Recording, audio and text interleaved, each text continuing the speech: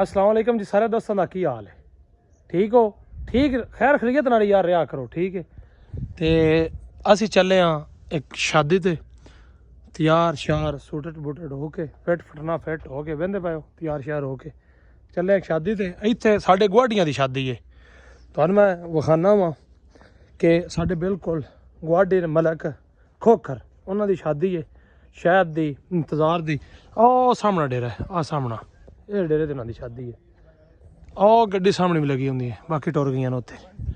ठीक है अब्बू बहते तैयार श्यार हो के अपना फिटना फिट हो के चले हाँ शादी ते बरात है पूरा माहौल तुहानू विखा दे।